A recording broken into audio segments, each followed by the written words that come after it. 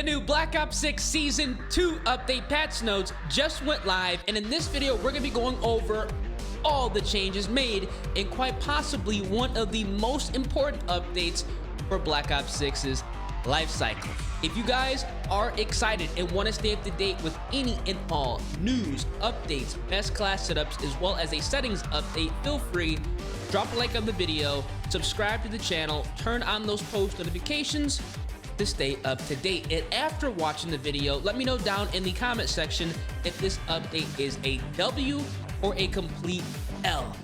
Let's get into it, everybody, because this should be a banger update. Get ready for Season 2. Now, obviously, for this update, we are getting new maps, and those maps are going to be Bounty 6v6, Dealership 6v6, as well as Lifeline 6v6, as well as a 2v2 map.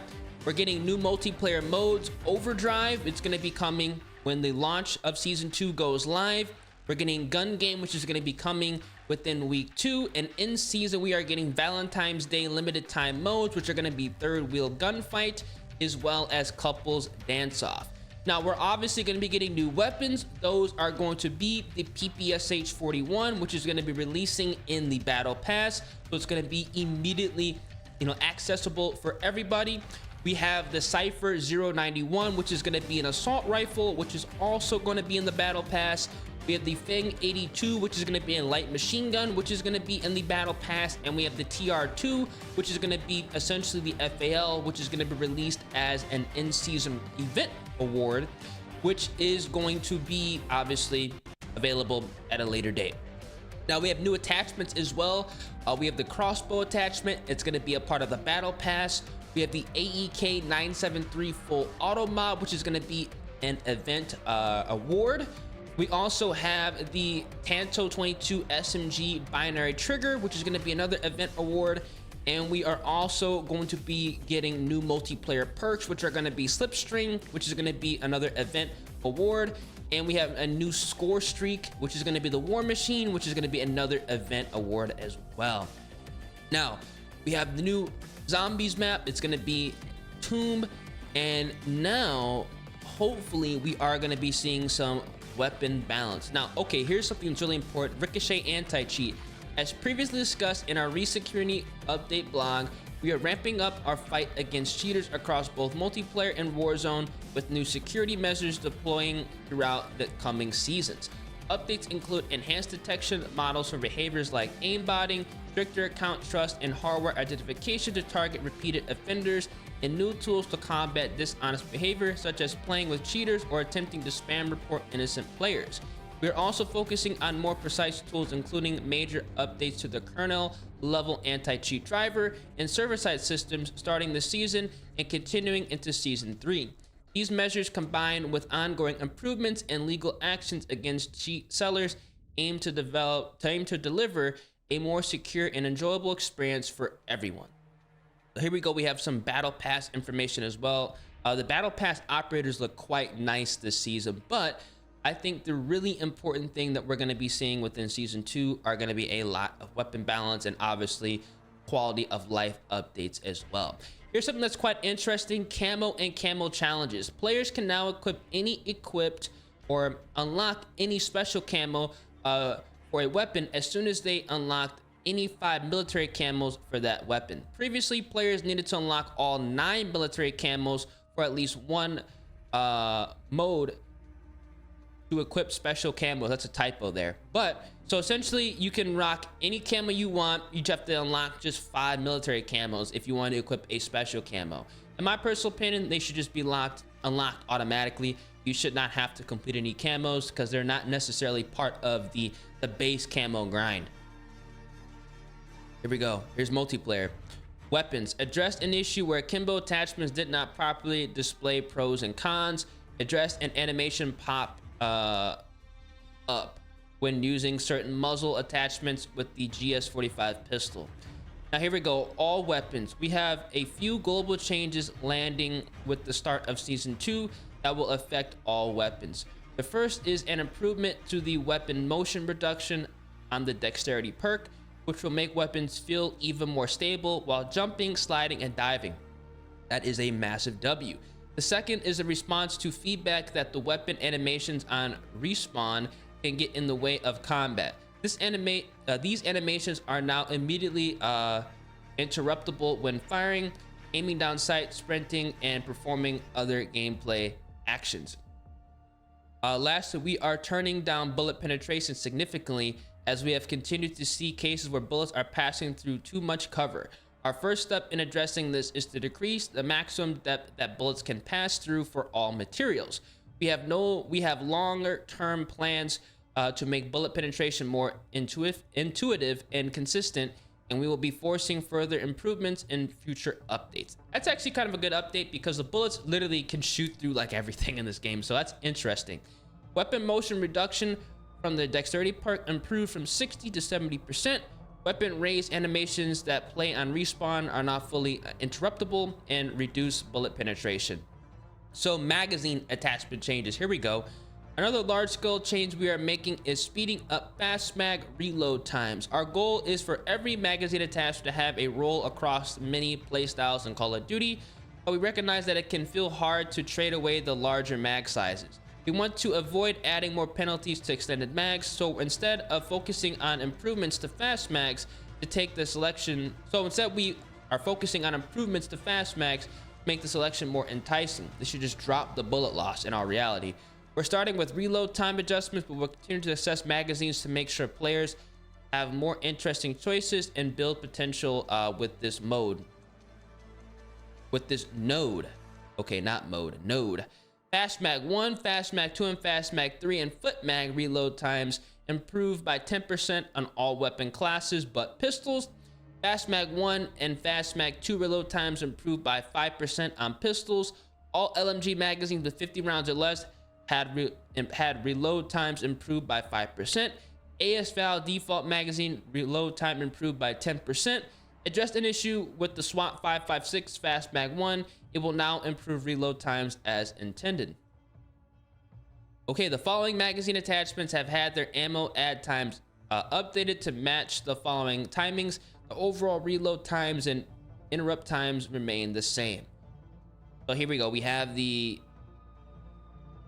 additional changes made to extended mags on the C9, the Model L, the GPMG7, as well as the SVD.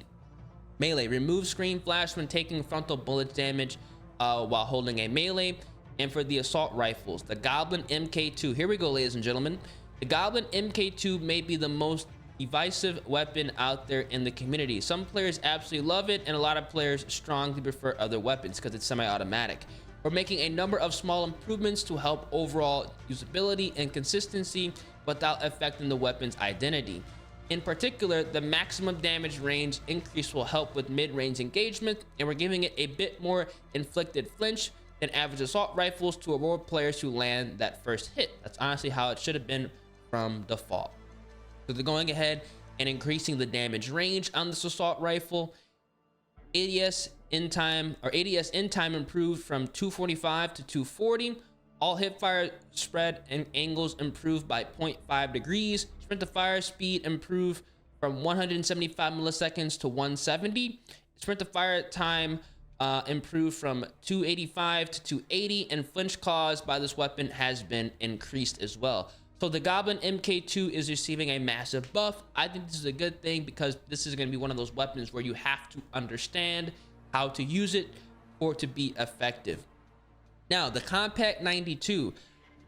Our design intent with the 3-round burst mod on the Compact 92 is to give the weapon an alternative playstyle that trades some raw upfront power for a more consistent mid-range performance. The upside wasn't as strong as we wanted to be, so we adjusted the range slightly to make some and made some significant recoil reductions. Here we go. So for the 3-round burst mod, they increased the damage range across the board, and they also reduced the kick strength when you are actually going ahead and bursting. Now, in my personal opinion, the 3-round burst mod on the Compact, it was good, but it now should be even better with this SMG. I don't think it's going to be nearly as good as the full auto version because this weapon was already pretty good in my personal opinion, but we are going to go ahead and find out. Now, shotguns. With this update, we're improving ranges and sprint to fire speeds on all shotguns. Oh, this is dangerous. We know that some of these adjustments may look inconsequential, but shotgun balance in particular tends to live on a knife's edge. We want shotguns to play a greater role outside of our very smallest maps, and we'll keep adjusting until we're happy with their usage. The Maelstrom has received some more pronounced changes as it was lagging behind the Marine SP and ASG 98. Well, it should be because it's a full auto shotgun, or technically semi-automatic shotgun. It is now capable of a one-shot kill at very close proximity, and it is still in, and all its other ranges have received a larger boost than the other shotguns. We've also given it a small fire rate improvement to help its firepower without further changes to pellet damage. So the Marine SP received massive range increases, as you guys can see here. Pretty interesting, especially the mid-range. The ASG also received a massive range increase as well, and they're all going to be receiving sprint to fire speed and tactical speed increases as well, which is quite interesting. This is dangerous waters they're actually going down, because you do not want the shotguns to be overpowered. Let me know down in the comment section right now what you guys think of these changes. This is quite interesting. LMGs. The PU-21 is intended to be a more lightweight LMG with build opportunities skewing toward assault rifle handling and mobility. We are reducing the free fire delay by a little more than half to help fit the aggressive playstyle, and are rewarding deviation in the recoil to help with consistency and gunfights. So pre-fire delay improved / reduced from 55 to 20. Sprint to fire speed improved from 245 to 240. Tactical sprint to fire speed improved from 335 to 330. And view kick deviation is slightly reduced. Now the marksman rifle, the DM10, the gain twist barrel improvement to bullet velocity was unintentionally low on the DM10. There will be an advantage to using it over the reinforced barrel. Okay. So they made the DM10 even better. Again, kind of dangerous because this weapon was a two-shot essentially across most of the maps because all the maps were small. So they increased it from 25% to 45%. That is a massive buff. We saw a lot of positivity surrounding the AMR Mod 4 when it launched in Season 1. It's the best sniper, in no small part due to the consistency it has with its hit location multipliers. With Season 2, we're increasing one-shot hit locations on sniper rifles, on launch snipers, with the goal of giving all of them a similar feeling of consistency and open the doors to more weapon variety. Oh my gosh, this is also dangerous. We are also making small reductions to aim down sight speed bonuses on quick draw grips. There are a couple considerations that went into change. The first was the general power level of snipers, as the body multiplier changes are a big buff. So the snipers are now going to be able to get one shots at a greater part of your body. So you can hit them not only in the chest up, but pretty much like in the torso up, and get a one shot on the LW3A1 Frost line. The SVD has improved. Oh, not improved. They reduced the ADS speed on the SVD, but they also improved the damage. Ooh. And they also improved the damage on the LR762. Very, very, very interesting here. And they went ahead and reduced the ADS speed bonus on the AMR Mod 4 from 80 to 65. Very interesting. The Strider .22. The Strider .22 launched with a smaller bullet penetration profile than other pistols. This distinction is hard to read as a player and offers little to no weapon identity. So we're bringing it up to party with the rest of the class. Another typo. The Strider 22. Interesting. They're going ahead and buffing this weapon technically. 9mm, we've addressed an issue causing unintended sprint to fire malfunctions with the magazine attachments on the 9mm. We have updated attributes on these magazines so they're in line with the trade-offs that appear on other weapons. Okay, so the extended mag 1 is now going to increase sprint to fire time. That's not good. Fast mag 1 is going to improve sprint to fire time. We're gonna have to see exactly how this is gonna feel on this SMG / specialty weapon because I do like to go ahead and rock that. Launchers. Last but not least, launchers are receiving some major handling improvements to help with general usability and responsiveness. So they're going ahead and adjusting the launchers as well. Make some other challenges, updates. Camo challenges, they made updates to. Are there any more weapon balance? Spawn logic has been adjusted to continue our efforts to reduce proximity to enemies when respawning. We've also added the ability to conduct live A/B testing with spawn changes to evaluate on a smaller scale. We'll see if they actually went ahead and fixed the spawns. We will see. They made some changes to Omni movement. They're going to be monitoring it. Are there any other changes being made? Nope. So those are going to be the patch notes for multiplayer here in season 3. Quite interesting. They did not go ahead and do as much weapon balancing as I thought they were going to do across the base weapons, but we will go ahead and see how all this pans out when season 2 does go live. Let me know down in the comment section what you guys think. Is this update a W or a complete L? If you guys enjoyed, feel free, drop a like on the vid, subscribe to the channel, turn those post notifications, and I'm gonna catch you guys when the update does go live. Deuces.